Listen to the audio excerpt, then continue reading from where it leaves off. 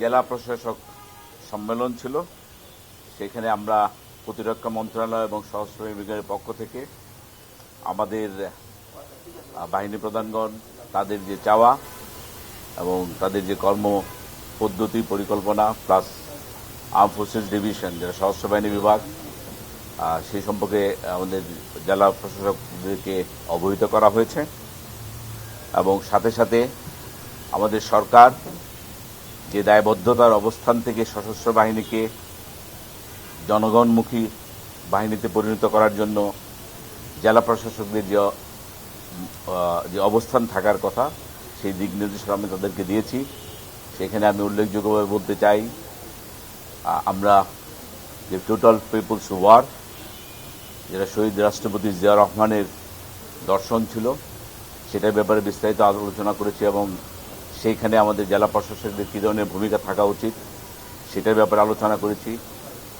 এবং আমাদের মাননীয় প্রধানমন্ত্রী যে নির্দেশনাগুলো ছিল যে পেশাদারিত্ব এবং দেশপ্রেমে উদ্বুদ্ধ হয়ে সেনাবাহিনীতে যাতে আমরা আরও শক্তিশালী জনবল সম্পৃক্ত করতে পারি এবং সেই ব্যাপারে জেলা প্রশাসকদের কী ভূমিকা সে ব্যাপারে আমরা আলোচনা করেছি। আমরা আরও আলোচনা করেছি আমাদের যে বিগত ইলেকশনে সেনাবাহিনী এবং আমাদের জেলা প্রশাসক কিংবা সিভিল অ্যাডমিনিস্ট্রেশনের যে রোল এবং তারা যে হারমোনিতে কাজ করেছে সেই হারমোনিটাকে আরও কীভাবে স্ট্রং করা যায়, পারস্পরিক আস্থা এবং বিশ্বাস আরও কীভাবে বৃদ্ধি করা যায় সেই ব্যাপারে আমরা আলোচনা করেছি এবং সর্বোপরি আমাদের মাননীয় প্রধানমন্ত্রীর যে দিক নির্দেশনাগুলো ছিল সশস্ত্র বাহিনীর আধুনিকায়ন এবং সশস্ত্র বাহিনীকে আরও শক্তিশালী করার যে বিষয়গুলো জেলা প্রশাসকদেরকে জানা উচিত সেই বিষয়গুলো সম্পর্কে তাদেরকে আমরা অবহিত করেছি। সামগ্রিকভাবে এটা অত্যন্ত একটা ফলপ্রসূ আলোচনা পর্ব ছিল এবং তাদের যে স্বতঃস্ফূর্ত অংশগ্রহণ সেটা আমাদেরকে সত্যি বিমোহিত করেছে এবং আমরা আশা করি তাদের যে সহায়তা তারা প্রতিশ্রুতি দিয়েছে সেই প্রতিশ্রুতির প্রেক্ষিতে যে কাঙ্ক্ষিত বাংলাদেশ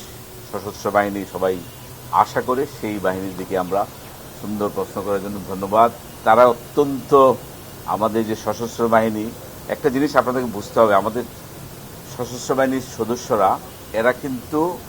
নিজের জীবন বাজি রেখে এই সশস্ত্র বাহিনীতে যোগদান করে। আর এদের যদি জীবন ব্যবস্থাটা দেখেন ফজরের নামাজ থেকে শুরু করে রাত অবধি আয়দার প্রশিক্ষণ অথবা প্রশাসন অথবা নাইট ডিউটি, এমনও দিন যায় একটা সৈনিক রাতেবেলা ঘুমাইতেই পারে না, দুদিন পরে তো ঘুমাইতে পারে। এইরকমভাবে প্রশিক্ষিত সেনাবাহিনী জনগণের সাথে যে কাজ করছে এতে তারা আরও বেশি দায়িত্ববোধের পরিচয় দিয়েছে এবং প্রত্যেকটা জেলা প্রশাসক এ ব্যাপারে তাদের অবস্থান থেকে তারা সন্তোষ প্রকাশ করেছে এবং বাহিনী প্রধানদেরকে এবং আমাদের প্রতিরক্ষা মন্ত্রণালয়কে ধন্যবাদ জানিয়েছে যে তারা আমাদের সেনাবাহিনী যেভাবে তাদেরকে সহায়তা দিয়েছে সেটা আসলে যুগান্তকারী এবং তারা আমাদের সশস্ত্র বাহিনীর সার্বিক কাজের উপর প্রচণ্ড সন্তুষ্ট।